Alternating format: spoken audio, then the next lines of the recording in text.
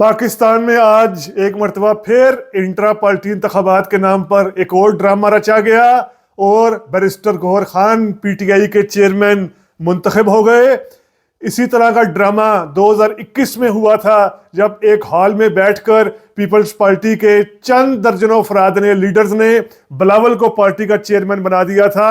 इसी तरह का एक ड्रामा जून 2023 में मुस्लिम लीग नून के दफ्तर इस्लामाबाद दफ्तर में हुआ था जब शहबाज शरीफ को नून लीग का सदर, मरियम को सीनियर नायब सदर और इसहाक डार को मुस्लिम लीग नून ओवरसीज का सदर बना दिया गया था। तो इसी नौयत का मिलता जुलता एक ड्रामा हुआ।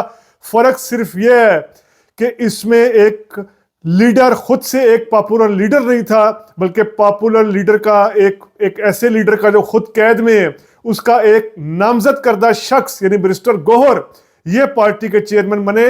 अब कहा जा रहा है, सोशल मीडिया और मीडिया में कहा जा रहा है कि क्या गौहर खान उस्मान बुज़दार साबित होंगे इमरान खान के लिए, या क्या इमरान खान ने किसी नए उस्मान बुज़दार को चुन लिया है। ये हम समझते हैं, जानने की आज कोशिश करते हैं रीथिंक विद उमर जावेद में। सबसे पहले मैं political science, history, current affairs के ऐसे व्यूअर्स जो चीज़ों को उनके सही रेफरेंस के साथ समझने की कोशिश और जुस्तजू करते हैं, उनको रीथिंक विद उमर जावेद में खुशामदीद। आप में से ऐसे व्यूअर्स जिन्होंने अब तक रीथिंक विद उमर जावेद को सब्सक्राइब नहीं किया, काइंडली वो रीथिंक विद उमर जावेद को सब्सक्राइब करें। पाकिस्तान में जिस तरह मैंने आपको मिसालें दी, इंट्रा पार्टी इंतखाबात का जो एक ड्रामा रचा जाता है, 175 रजिस्टर्ड जमातें इलेक्शन कमीशन में, और हर जमात के अंदर एक लिहाज से ड्रामा होता है। जमात इस्लामी के बारे में कहा जाता है कि वहाँ इलेक्शन होते हैं, जैसे 2019 में हुए 39,000 पार्टी मेंबर्स ने वोट दिया अमीर के लिए, लेकिन वही बड़ा पेचीदा निज़ाम होता है। वो 3 अफराद का पहले चुनाव कर लेते हैं कि इनमें से ही आप वोट डालेंगे और फिर वोटिंग होती है। या और जिस तरह जमीयत उलमा इस्लाम में इलेक्शन होते हैं बराए नाम दिखाने के लिए, लेकिन असल में बुनियादी तौर पर हो वही रहा होता है जो टॉप की हायरार्की जारी होती है।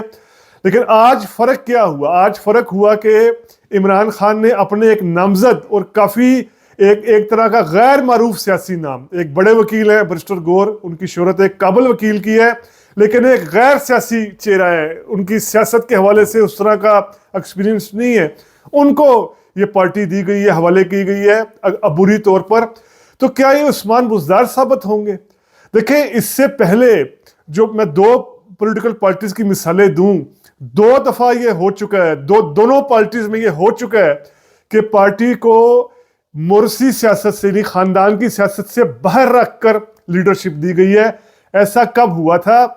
ऐसा हुआ था 2002 में। उस वक्त के फौजी आमिर परवेज मुशर्रफ ने एक ऑर्डर जारी किया था, पॉलिटिकल पार्टीज ऑर्डर 2002। अब इसका आर्टिकल 5 बड़ा दिलचस्प था। इसमें मुशर्रफ ने यह रख दिया था कि कोई भी जो सजा याफ्ता शख्स होगा वो किसी पॉलिटिकल पार्टी का हेड नहीं कर सकेगा, किसी पॉलिटिकल पार्टी का ओहदा नहीं, टॉप का ओहदा नहीं रख सकेगा, उसको लीड नहीं कर सकेगा, उसका सरबराह नहीं रह सकेगा। मुशर्रफ असल में बेनज़ीर भुट्टो का और नवाज शरीफ का रास्ता रोकना चाहते थे, मुस्लिम लीग नून का और पीपल्स पार्टी का, और ये उन्होंने रख दिया कि कोई करप्ट यानी सजा याफ्ता शख्स किसी पार्टी का हेड नहीं होगा। अपने साथ उन्होंने पाकिस्तान के सबसे बड़े करप्ट सियासी घराने चौधरी खानदान को मिलाया था और अपनी डेफिनेशन फिर करते थे किसी चोर को पार्टी का सरबराह नहीं होना चाहिए। अपने साथ सबसे बड़े डाकू को साथ मिलाकर उन्होंने ऑर्डर जारी कर दिया 2002 का पॉलिटिकल पार्टीज ऑर्डर। इसका हल क्या किया? मुस्लिम लीग नून ने इसका हल ये किया, मुस्लिम लीग नून की मियाँ खानदान तब जद्दा में जला वतन था, उन्होंने हल ये किया, मुस्लिम लीग नून की क़यादत जावेद हाशमी के हवाले कर दी। और पीपल्स पार्टी ने क्या हल किया? पीपल्स पार्टी की क़यादत मखदूम अमीन फ़हीम के हवाले कर दी। पाकिस्तान पीपल्स पार्टी पार्लियामेंटेरियन का एक इजाफा कर दिया और अमीन फ़हीम को उसका लीडर सरबराह बना दिया। अब ये 2 चेहरे इन्होंने पीपल्स पार्टी और नून लीग ने सामने रखे और 2002 का धांधली ज़दा इलेक्शन जो है वो कॉन्टेस्ट किया। ये तजर्बा कामयाब रहा। मखदूम जावेद हाशमी भी एक मंजे हुए सियासतदान थे, अमीन फ़हीम भी एक मंजे हुए सियासतदान थे, तजर्बा कामयाब रहा। रेजिस्टेंस की इन्होंने, पार्लियामेंट के अंदर भी मुज़ाहमत मिली मुशर्रफ को, बड़ी मुश्किल से LFO मुशर्रफ ने मंजूर करवाया, टफ टाइम दिया है इन दोनों लीडर्स की क़यादत में, अमीन फ़हीम और जावेद हाशमी की।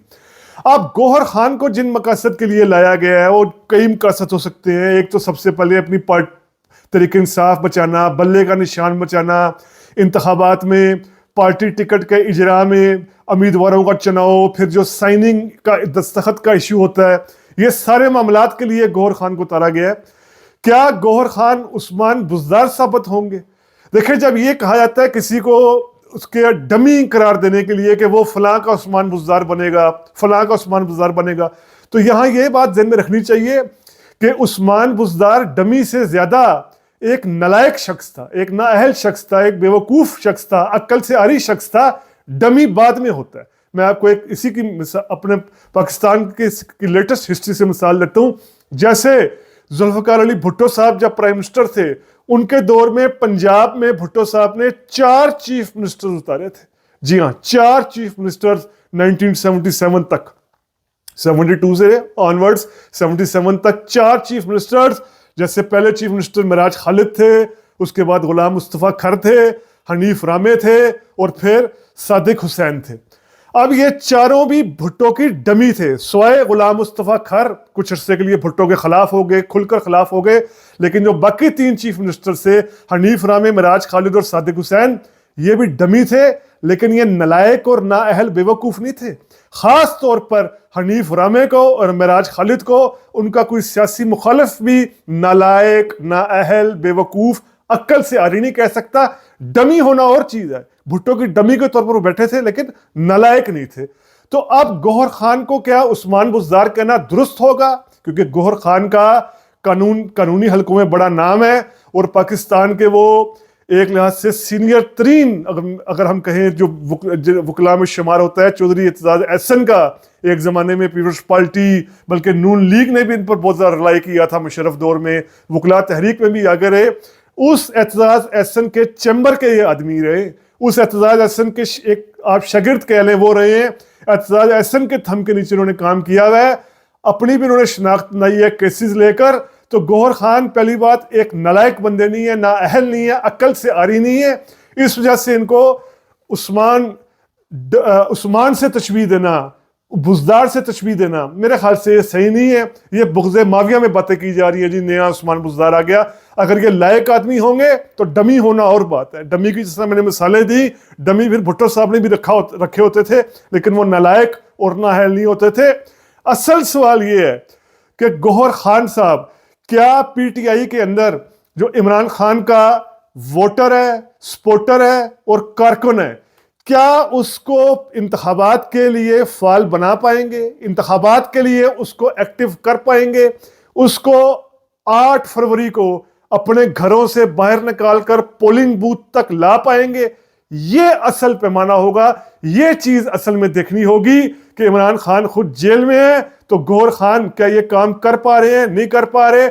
बाकी भी आज पीटीआई के अंदर सारी हायरार्की को तश्कील दे दिया गया है, पार्टी सदूर भी बना दिए गए हैं, जनरल सेक्रेटरी के ओहदे और बाकी भी जो तमाम ओहदे होते हैं वो दे दिए गए हैं। लेकिन जाहिर बात है अब इस हवाले से डिजोरे एतबार से, कानूनी एतबार से गौहर खान साहब की ही ज़्यादा अथॉरिटी होगी। तो देखना होगा कि पीटीआई को इंटैक्ट रख पाएंगे या नहीं रख पाएंगे। अब तक पीटीआई 2 हिस्सों में बड़ी तौर पर तकसीम, एक तहरीक इस्तेकाम पार्टी और दूसरी पीटीआई पार्लियामेंटेरियन, 2 तकसीमें बड़ी अभी तक सामने आई हैं। देखना होगा क्या मजीद तकसीम पीटीआई होगी, क्या पीटीआई का वोटर, पीटीआई का सपोर्टर गौहर खान के कहने पर, गौहर खान की शख्सियत की वजह से घर से बाहर निकलकर 8 फरवरी को वोट देगा या नहीं देगा? ये है वो असल सवाल जो गौहर खान की इधर आज चेयरमैनशिप के बाद पूछना चाहिए। इस सवाल का जवाब हमें चंद दिन बाद ही मिलना शुरू हो जाएगा, जब पार्टी की टिकटों की तकसीम वाज़े होगी, कुछ जल्द से जुलूस और बयानात, स्टैंड, एस्टेब्लिशमेंट के साथ पीटीआई का ताल्लुक, ये सब कुछ चंद दिनों में वाज़े हो जाएगा कि गौहर खान क्या पीटीआई को इंटैक्ट रख पाएंगे या नहीं रख पाएंगे। मैं उम्मीद करता हूं आपको ये वीलॉग पसंद आया होगा। अगर पसंद आया है तो काइंडली सब्सक्राइब कीजिए रीथिंक विद उमर जावेद को। शुक्रिया।